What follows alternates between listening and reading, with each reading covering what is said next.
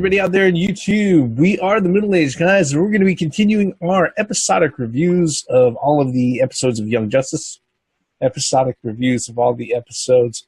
Redundancy is redundant. Okay, yeah. Well, this particular video right here is going to be covering Season 1, Episode number 19, which is entitled Misplaced, and that originally aired out March 3rd, 2012.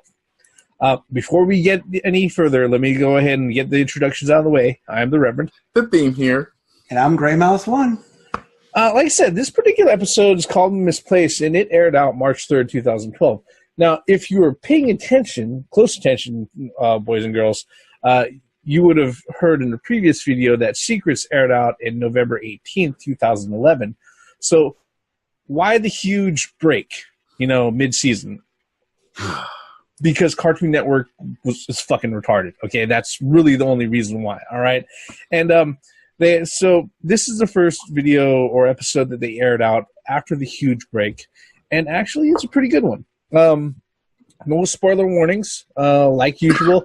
The episode is close to 6 years old right now, and after we do a short synopsis, we're going to do our standard 3 talking points: what we liked about the episode, what we didn't like about the episode, or if there was anything that we wanted to go ahead and change, what we would change, and then finally, if we noticed anything that serves as a reference or a setup to a future episode or storyline that's coming down the pike.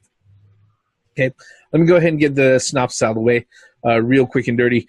The episode opens up with Clarion the Witch Boy meeting up in this open crossroads, and he ends up summoning to his side other magical characters from the DC universe, including Wizard, Wotan, Felix Faust, and Blackbriar Thorn, and they start chanting a spell.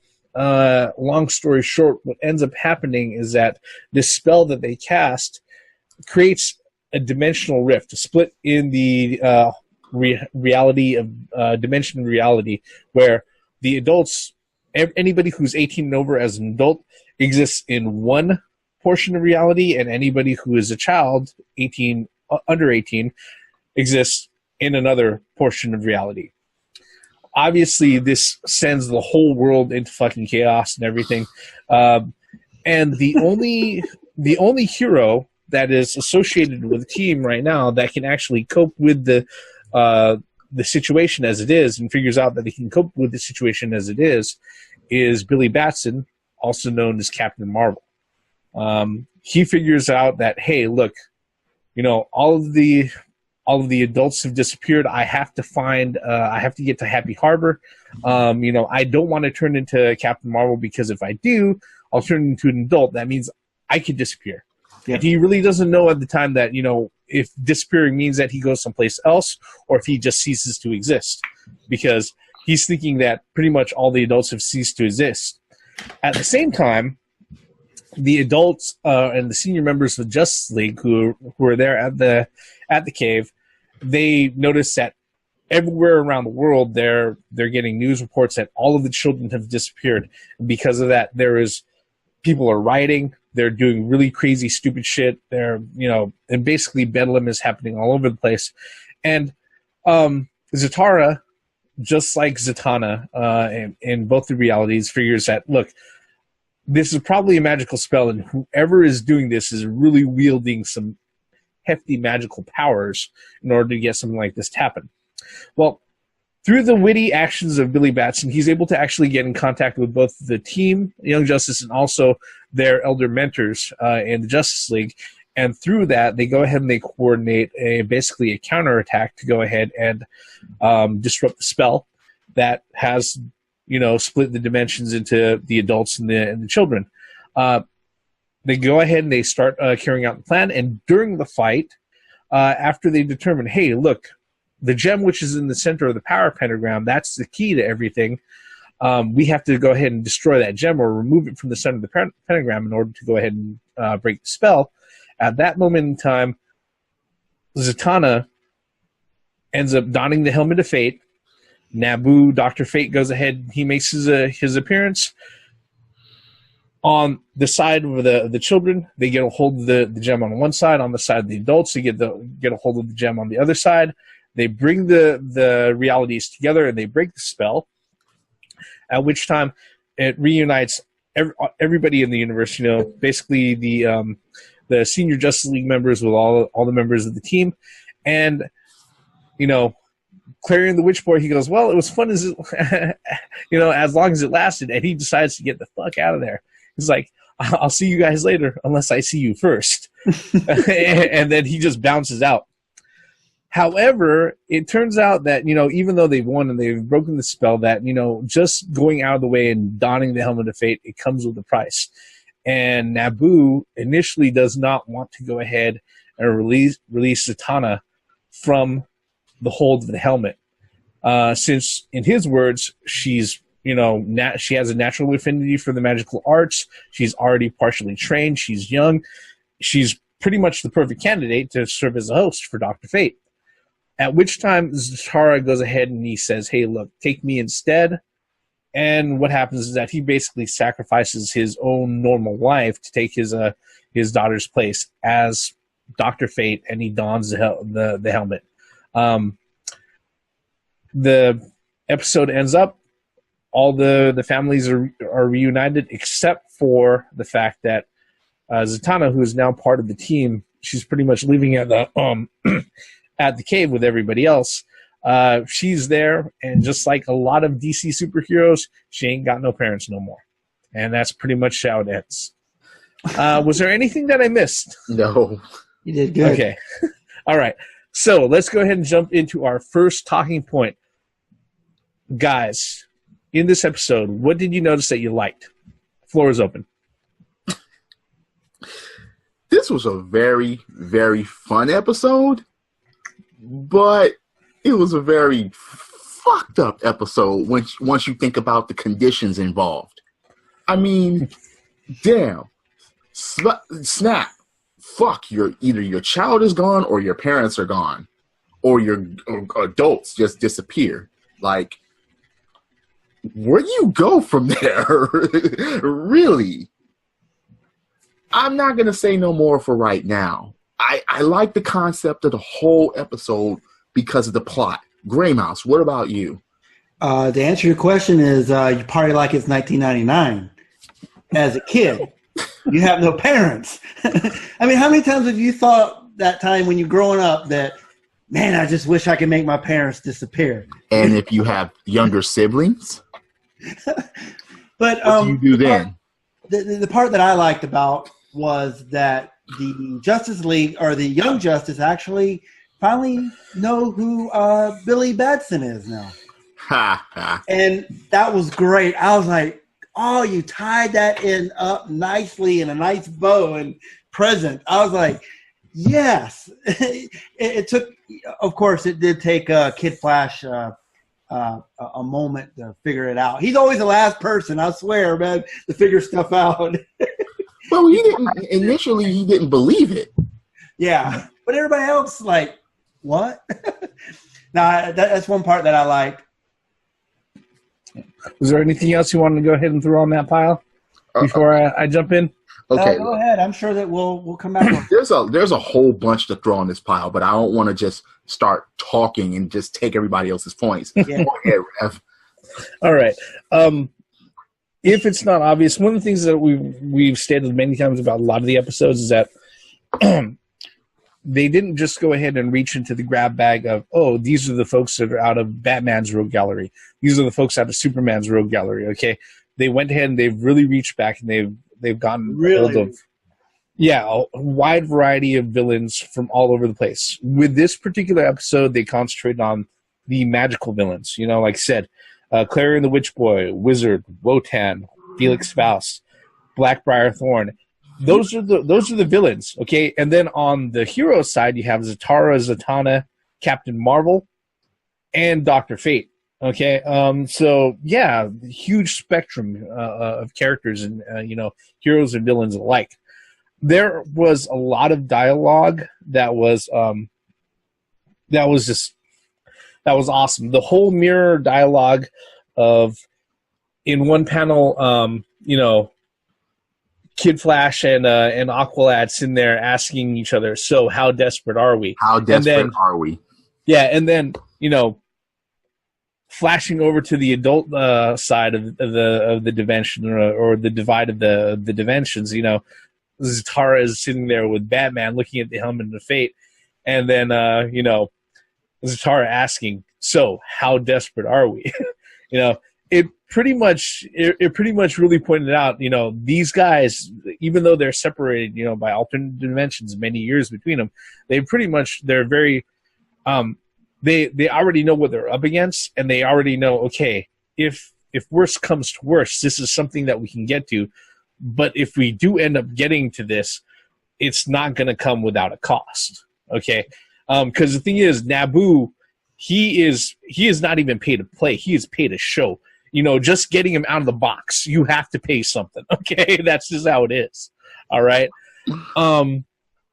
Yeah, I'd have to say, generally speaking, the dialogue in this particular episode is grand all the way around, and it is complemented by great action scenes. I got to say that I almost expect that as the norm as far as it goes for this particular set of episodes. But yeah, this is definitely one of the funner episodes that they've actually gone ahead and done up until this point in the season. All right. I want to throw something on the pile as well on this. Sure. Since we're still talking, it actually took Naboo a lot of. Maybe it's because it was Zatanna. Yeah. That said it. That it took a lot of faith, in that he would actually, don the helmet, because I thought that was very deep as well. I was like, wow, he did give his word, and exactly, did some type of magical spell to secure his word. Yeah. No. I mean, I just wanted to acknowledge that because the previous episodes with Naboo,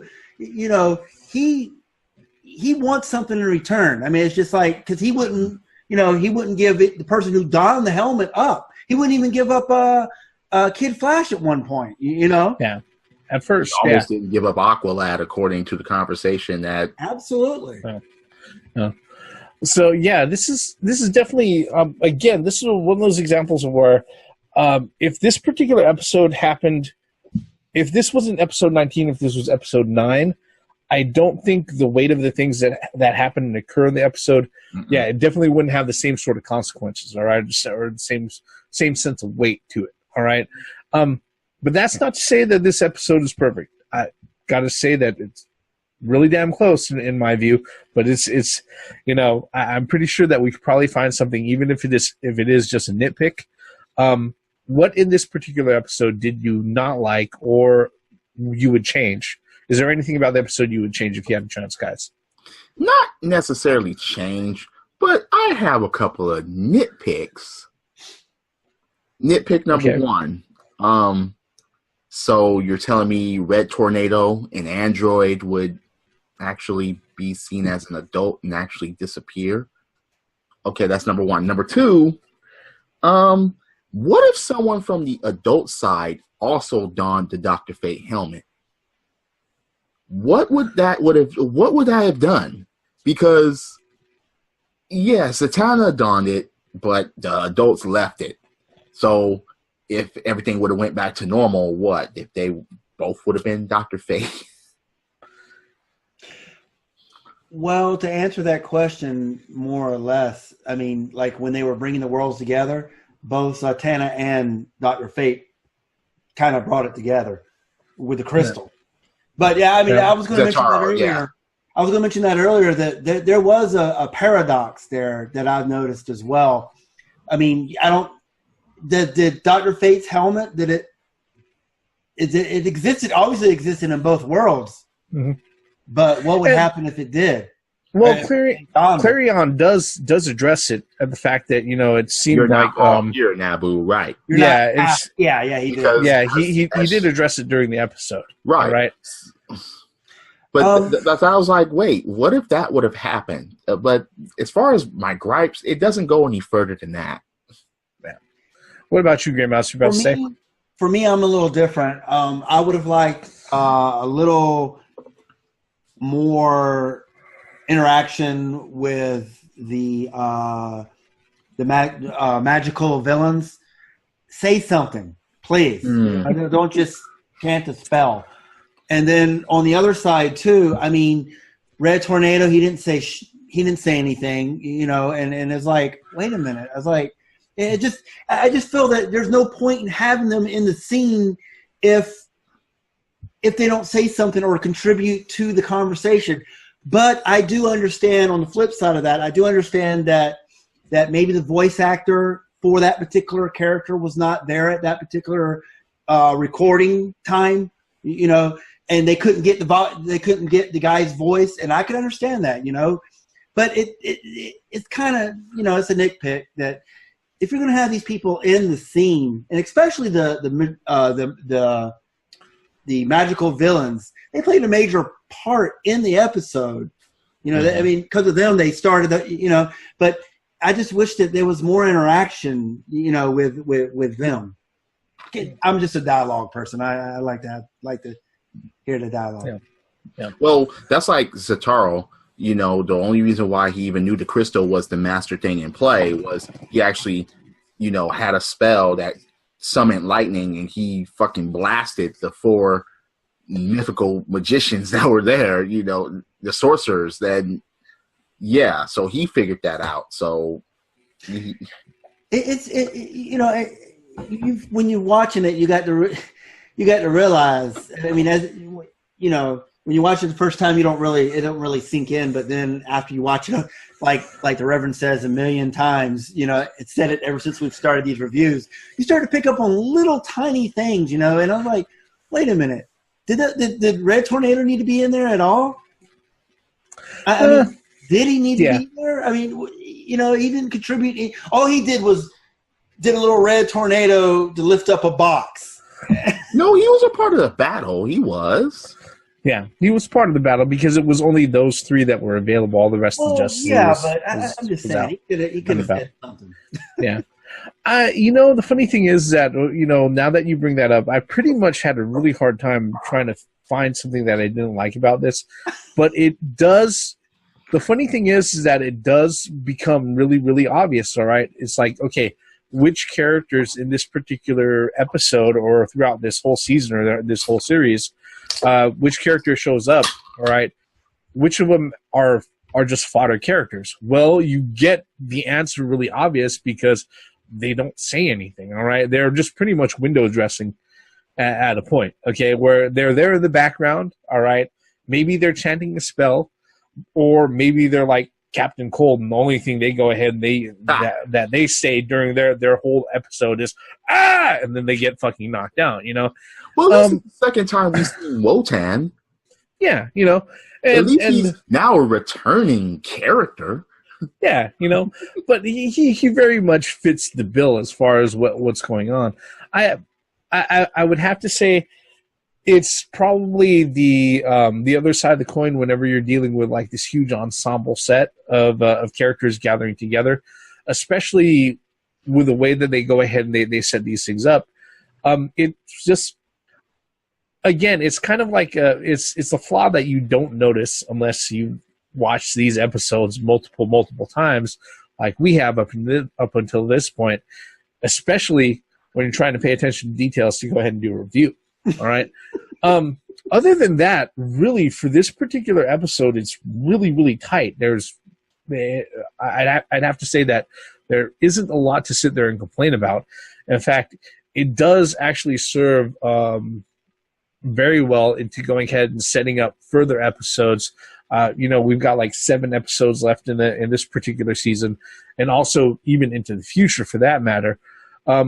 What are the sort of things that you noticed in this particular episode, guys, that you know serves as a setup or a reference point for something that's going to come down in the future? Man, oh man. First of all, now Dr. Fate is there. He's not just going to be a trophy or a souvenir as far as the helmet. Yeah. I say he'll put him to good use. He made him a fucking souvenir. Then fucking Aqualad donned him. And okay, we've seen the return of Clarion. Then there was some things that happened in the background that resulted the reason why they were doing this in the first place. Yeah. But Gray Mouse and Rev, I want you to cover those because they're fairly obvious, and I just don't want to take any more time. There's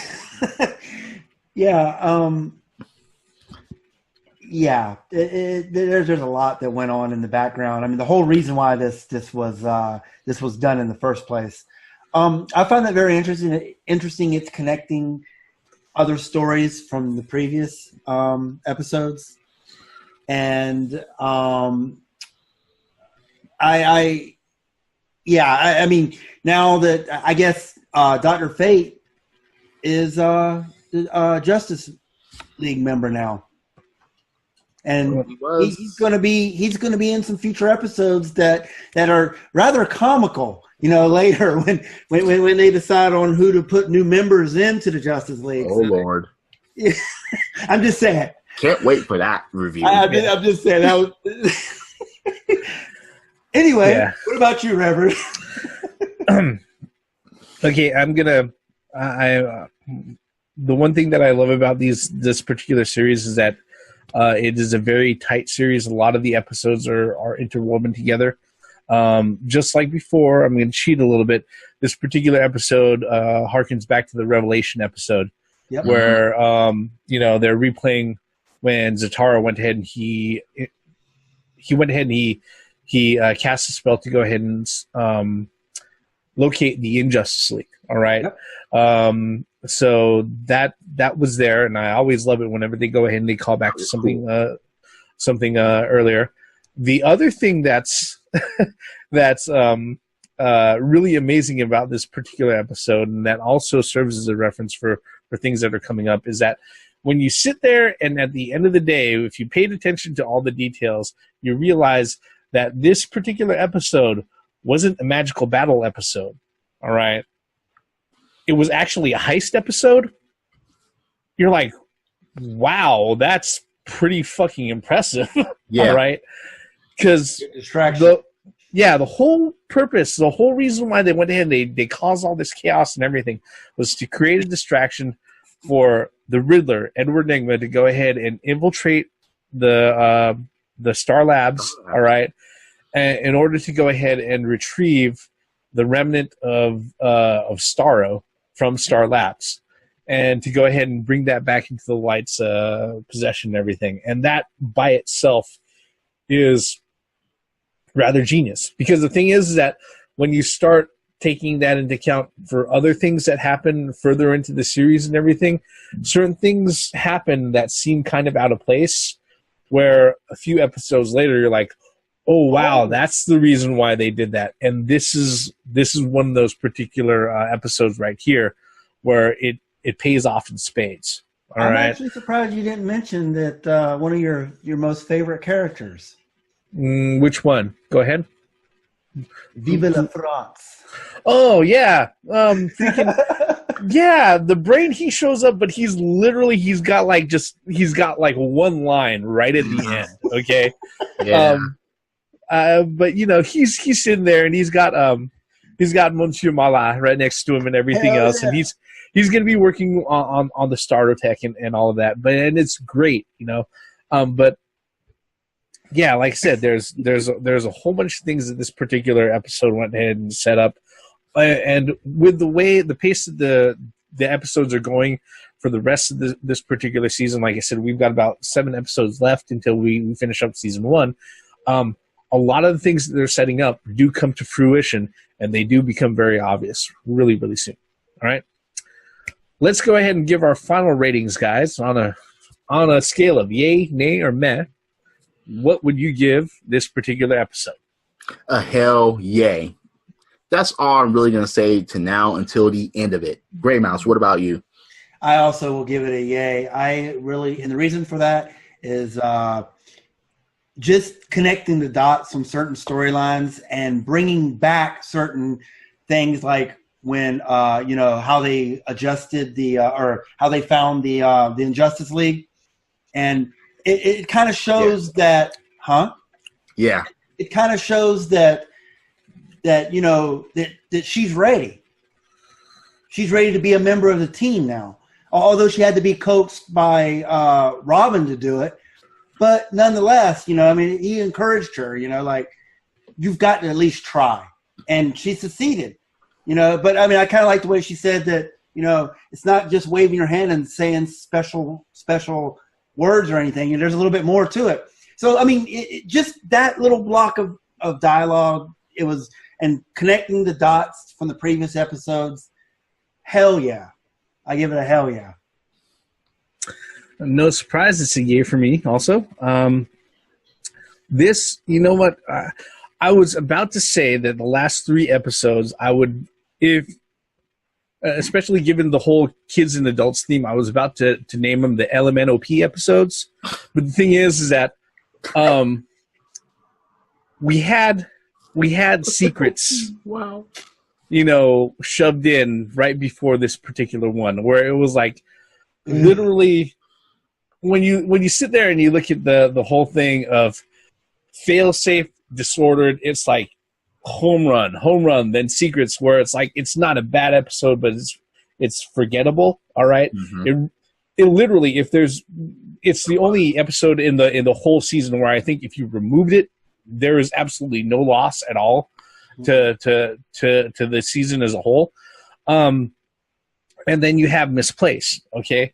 That, like I said, that would have been my LMNO, all right? As far as it goes. But it's like, this is, when you're building momentum like this, the only reason why this works is that the folks who went ahead and put together this particular episode and the whole series, they knew where they wanted to go, okay? Yeah. Even before they put pen to paper for the first fucking episode in this whole series, okay? They knew where they wanted to go, and episode 19 falls right in line with everything else. Mm-hmm.